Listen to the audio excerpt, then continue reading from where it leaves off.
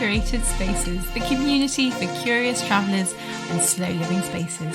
I'm Molly Cooper, and this is the podcast that's all about getting you off your phone and out there getting the good times rolling. Join me as I sit down with the founders and owners of boutique spaces to share their journeys as well as the inside scoop from brilliant people doing cool things in travel, design and hospitality. We just launched the brand new Curated Spaces platform, so if under the radar finds and exploring the best that the UK has to offer is a bit of you, then go and check it out and start planning your next vacation now. And I think that's quite enough shameless plugging for one episode, so let's go straight into today's conversation.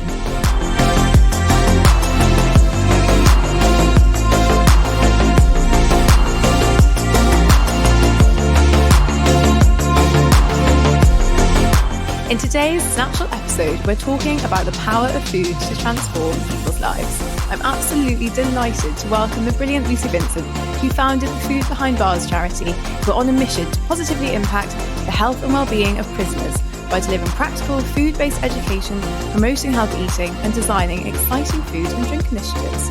Lucy, welcome to Curated Spaces. I've been really looking forward to this conversation. How are you doing today? Thank you, Molly. Thank you for having me.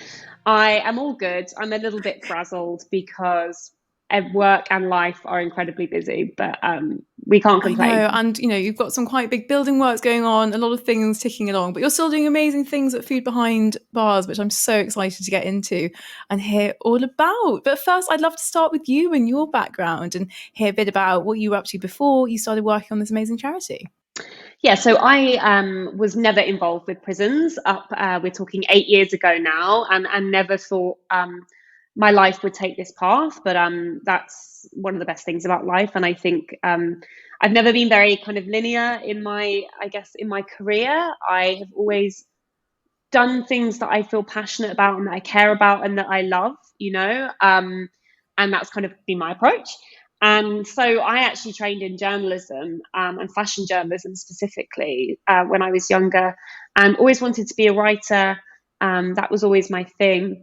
And went on to kind of work in journalism, freelance, alongside doing various other jobs. So, I guess the food side of things has always been a big part of my life. I worked in restaurants from my kind of mid-teens up until my mid-20s. It was always something I did alongside everything else, whether that was uni or then kind of writing or other jobs, but I always kind of had my foot in food. And I'm not a professional chef, I'm just a really keen home cook, and I'm very passionate about food, and I love it. But that for me was, I guess one of the things that drove what I'm doing now. But I also think with journalism, I think, when I actually think back about my interest in writing and everything, I think a lot of it was just about telling people stories. And, I trained in fashion journalism, but I got very disillusioned with that very, very quickly. And I kind of went on to cover topics and stories that were more interesting to me. And often they did bridge food, but often they were really just about real people's lives. I was very interested in uncovering subjects that people didn't know much about, and also kind of giving a voice to people who didn't have one or didn't have, a loud voice in society for whatever reason. So actually people think that my segue from a fashion journalist into prisons is really random. And in many ways it is, but weirdly, I think for me, it kind of makes perfect sense. When I look back in hindsight, it was my story, and it was right for me. I love that. And it's so funny when you break it down, something that can seem like quite a big major pivot actually ends up tying all these little threads of things and passions and interests together, and in such a remarkable way. I think that's really, really cool. Yeah, and I think as well, it wasn't a strategic career choice. Do you know what I mean? I just fell into it because there was a big report that came out about prison food in 2016. And I picked it up in the press because I was often looking for kind of stories to cover. And the report came out, and I read the whole thing kind of back to back. And it made some quite, shocking conclusions, actually, about the impact that poor quality food was having on people in prison, not just inside. So it didn't just affect things like mental health and violence whilst they were in prison, it actually followed them out into society. And I kind of joined all the dots together, with very limited experience or knowledge of the prison system. But I thought, what's the point of locking people up, and keeping them in these very oppressive environments, feeding them bad food, and then expecting them to come out in society and magically, not reoffend and live a normal life. And I just got really interested very, very quickly and had no other intention but to write an article about it, which I did. And that involved me speaking to lots of ex-prisoners. And then, yeah, I guess I always describe it as I couldn't quite let go of the subject. And I was always also very lucky very early on that it got picked up in the press quite a bit, because I think it was quite a unique thing that I was saying. I was saying that, we should have better food in prison, and this is why. And so I got quite a lot of press, and that led to prisons then contacting me and going into prisons. And then the whole thing kind of snowballed, basically. In the best possible way, as these things always do, which I think, again, in itself is amazing and testament to like the whole concept and the question and the topic itself. I think it's really interesting because when you say prison, it can be quite a divisive topic. And obviously you've got people who are very much like, it's a place to send people who have done bad things. Whereas actually there's this growing movement. Obviously you look at, Scandyland doing incredible things in terms of seeing it as a real opportunity to actually turn lives around. And actually, it was so funny when I first found you, I was like, of course, food is like so important in a space where you don't have access to many things. But the one thing that, all humans, we've come together over food, for as long as we've existed. It's such a key thing to our identity and our lives as humans.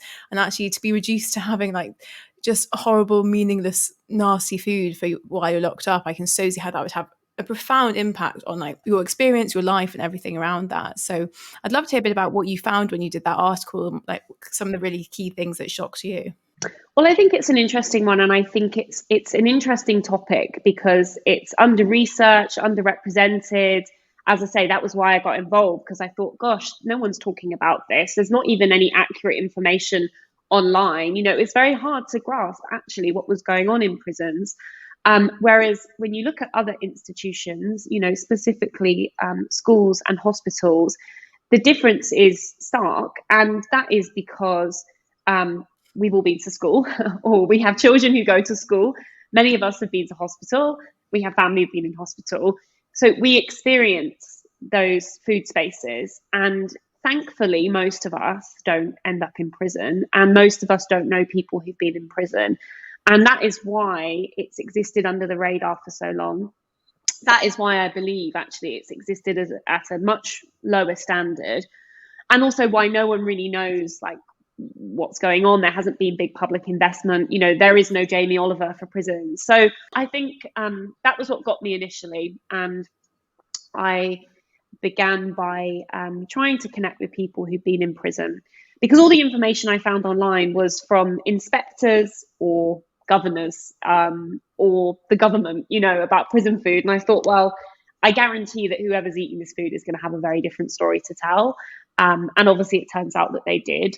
And actually that story, for the most part, was a lot more complicated. I was really interested to begin with in food kind of creating violence and creating disruption in prison, and it does, but actually I think on a way more kind of everyday level, it just affects people's emotional well-being at a very, very vulnerable time when there are loads of other things in that space that are affecting their well-being.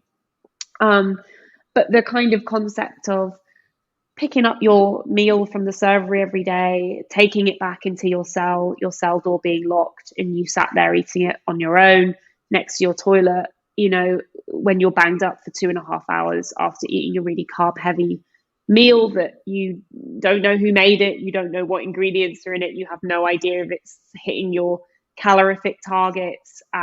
You picked that meal a week ago from a menu that was kind of pre-planned and sent out, and you're trying to decide what you want to eat, a week in advance. So you can't be influenced by the kind of things that we're all influenced when we decide what to eat. And it was just the daily grind of that. People who were in there for 2 months, or people, I spoke to people who had done life sentences. And obviously the time affects it. It's crap for 2 months, right? But imagine eating that food for 20 years and what that does to you. So I think that was my main kind of finding early on. And I think what I then found by speaking to catering managers in prisons and prison governors was that this is one of the most logistically challenging spaces to prepare good food. And often it was the logistics that had the biggest impact on that plate of food. Yes, the budget's low, the ingredients aren't great quality, etc. But the actual logistics around serving a meal in prison make it really, really hard, to make an amazing plate of food. I can so imagine. And what are some of those logistical challenges? Is it the fact that it's quite restricted access-wise? There's more measures and security checks in place. What is it that really makes it so difficult?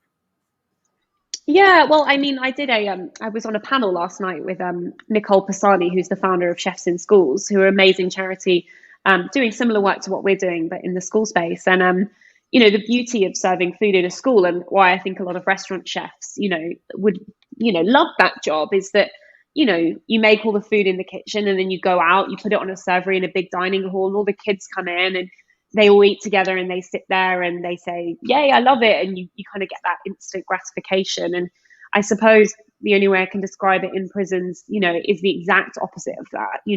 It's dependent on the prison.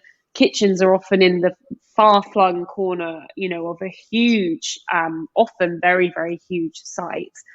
They're kind of big production spaces. They're staffed by prisoners, alongside catering managers, which, when they can be used in the right way, is fantastic. But when they're not managed or organised effectively, that can be very, very challenging. And also, many prisoners are in and out all the time. So imagine running a restaurant where your workforce is different every day. So that's very, very hard.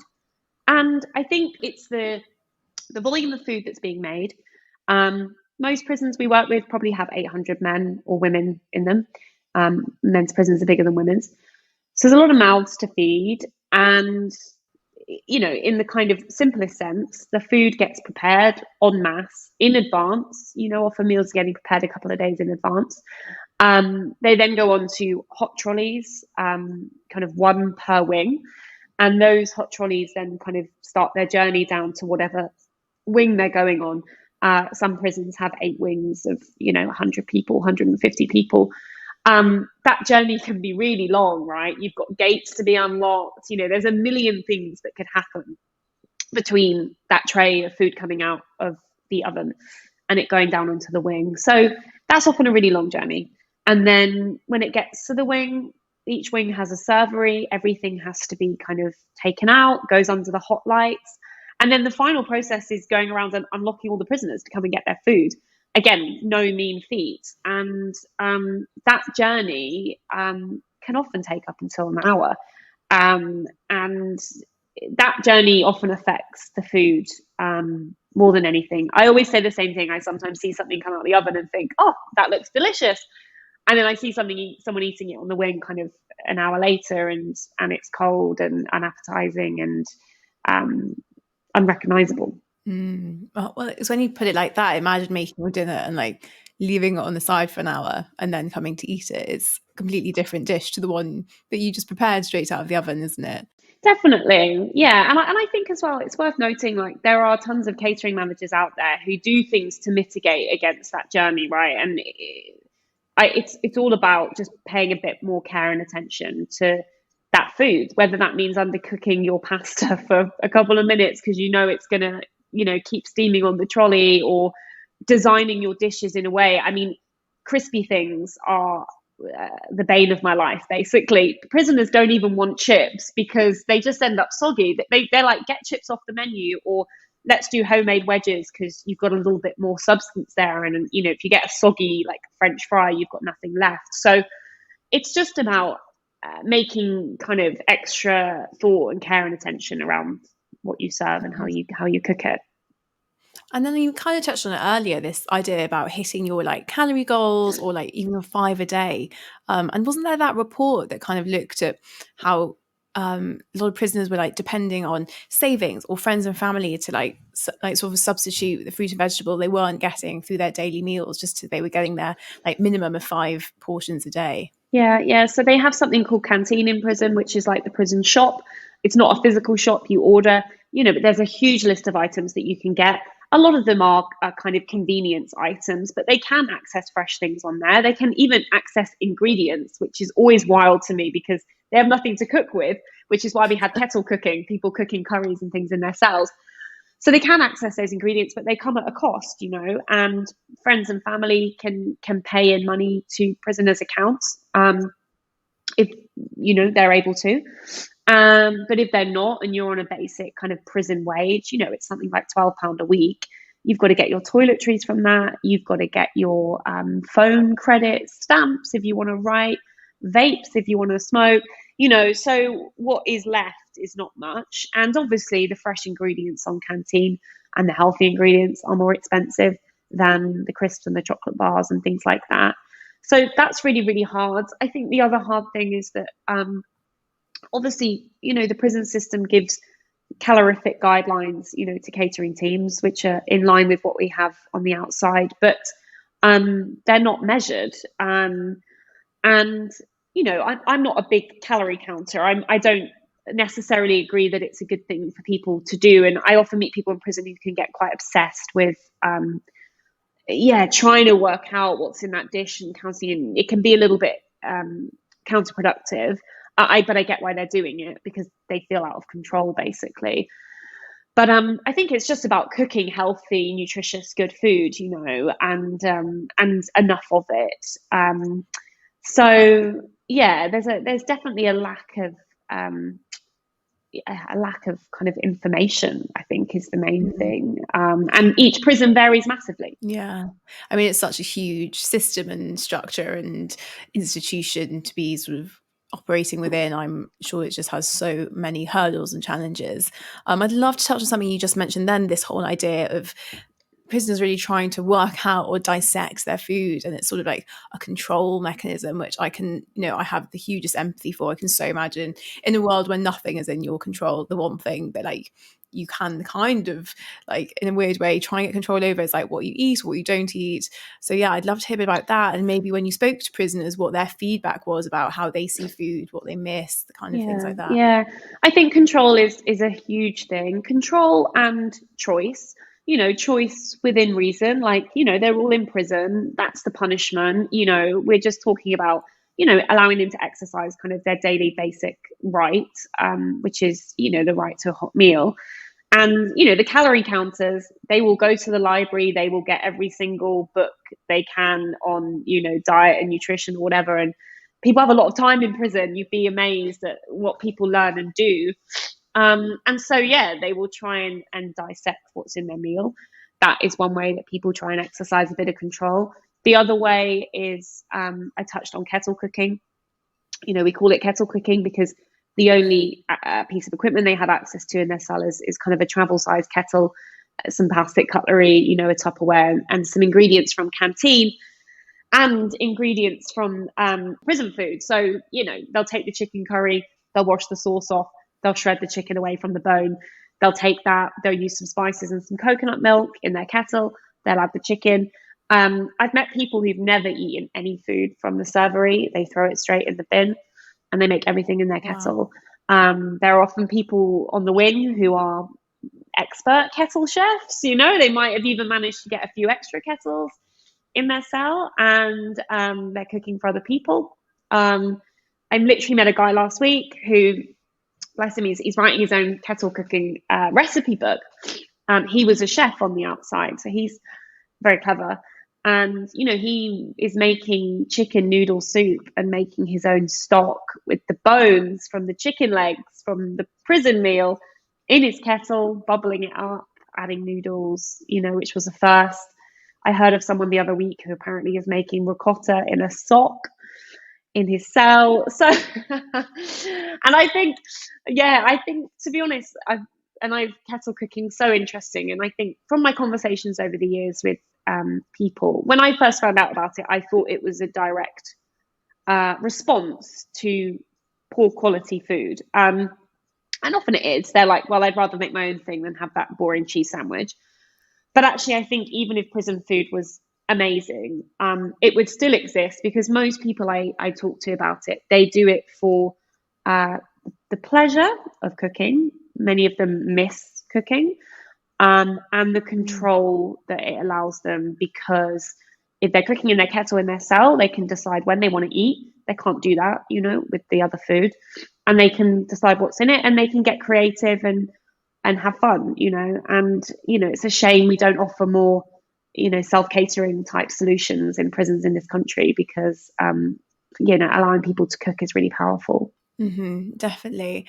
And leading on from that, if people are listening in, or they're just like really interested by this conversation, and maybe they want to get involved, maybe learn a bit more, are there any sort of key initiatives or things or changes that you're really trying to push for, or just ways for people to join the conversation? Definitely. Well, we released a podcast a few years ago that is kind of like a comprehensive guide to prison food, I would say, and each episode's on a different subject, and we interview ex-prisoners, we interview catering managers, and I think it's a really good guide to the subject, I hope.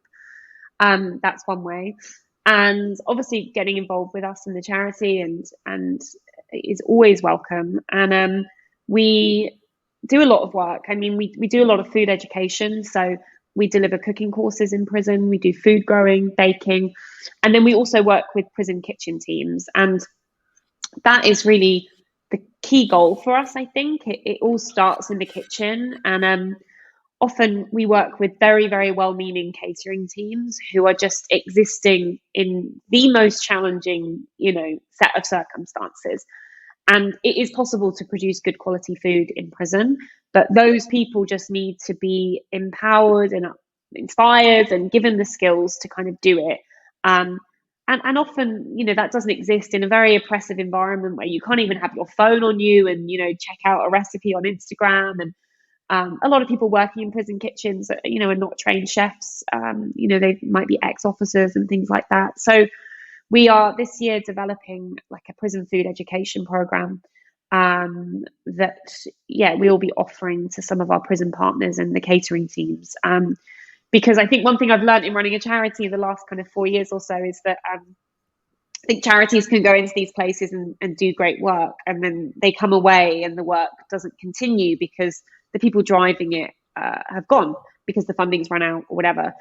And we've been guilty of that in the past. And so our kind of focus going forward is focusing on the people in the prison, the people who are with prisoners every day, the prisoners are in the kitchen every day, and how can we get them as passionate and kind of clued up as, we are, and harness their potential, because there's so much potential. I can so imagine. And are there any, when you look back on the prisons you've worked with and the projects you've done, are there any moments where you feel like you've really made an impact, or you've seen that sort of impact you've had on people's lives? Definitely. And I think, there's always moments, and we're working with a really challenging prison at the moment, probably most challenging we've worked with. They're a high security men's prison who are in kind of special measures from the government at the moment because of very high levels of violence and self-harm.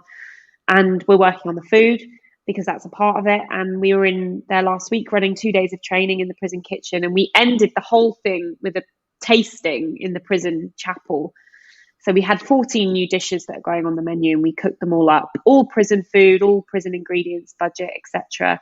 And it was really amazing, because I love it when we do stuff like that. It's not the first time cooking classes as well. People eat the food and say, this is the best food I've had in my X amount of years in prison. Thank you so much.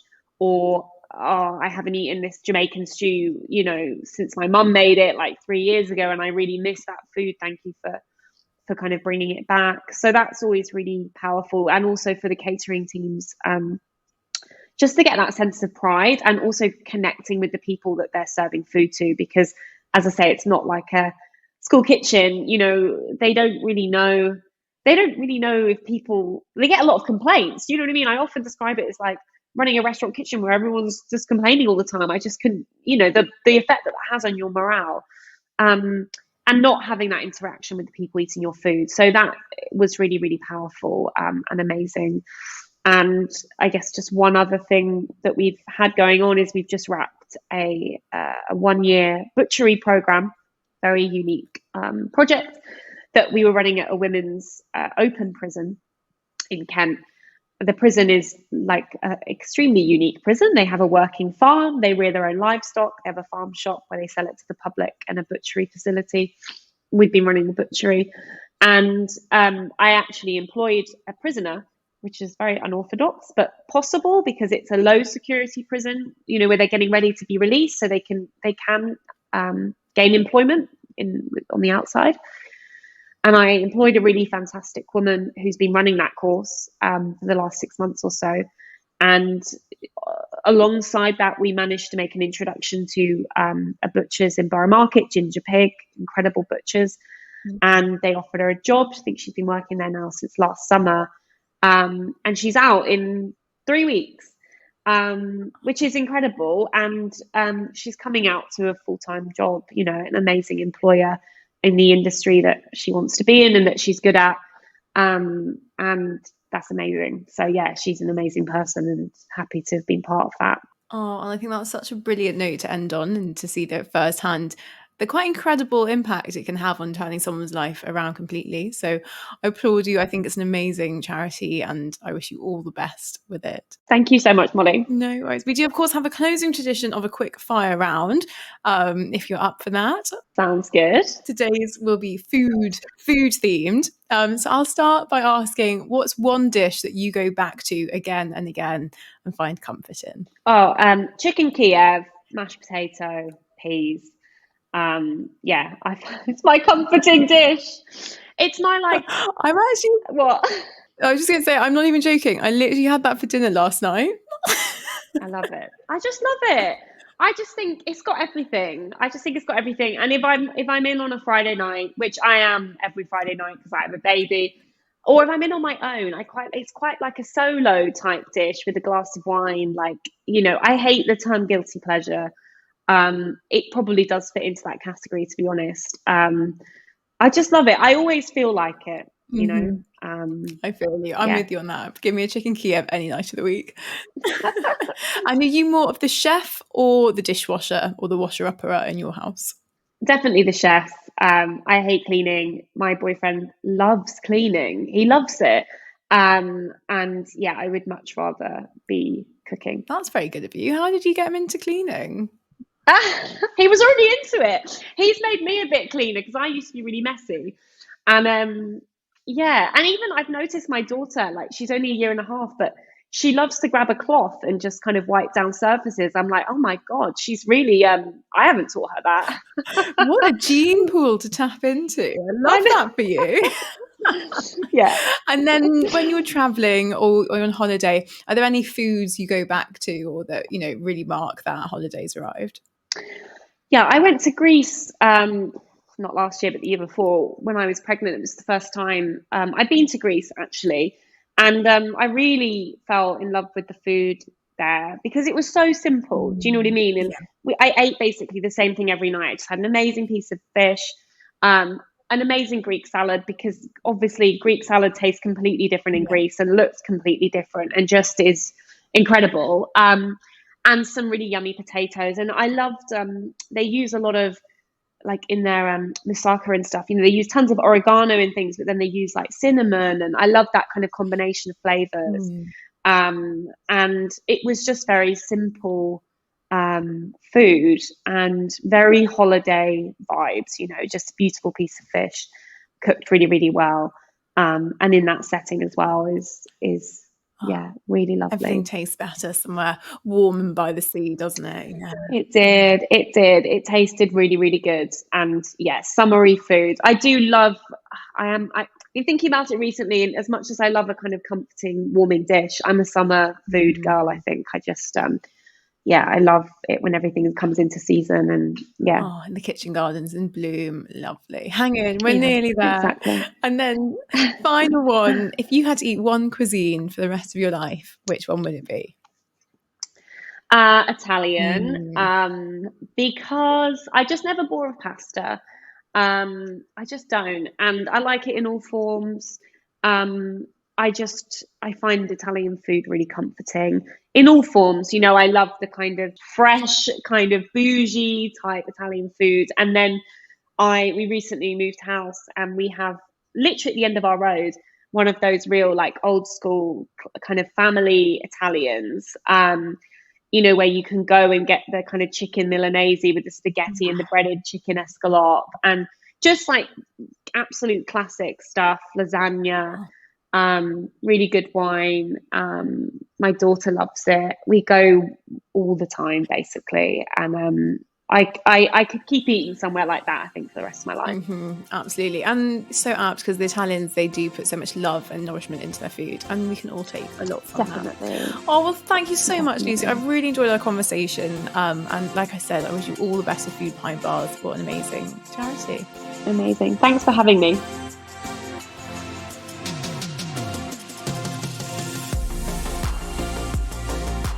Lucy, thank you. What an incredible conversation. Such an interesting topic. I could have spoken about that with you all day long. Wishing you and all the Food Behind Bars team all the best with this incredible mission. And thank you, lovely listeners, for tuning in. I'd love to hear your thoughts, so hit me up for natter, slide into my DMs, or leave a review. It honestly means the world and keeps the podcast going. You can, of course, find all of our lovely spaces and many more in the new Curated Spaces platform. Head to app.curatedSpaces.club to explore the whole collection and start planning your next getaway. And I'll be back very soon with more stories and inside scoops, so I'll catch you then for more Curated Spaces.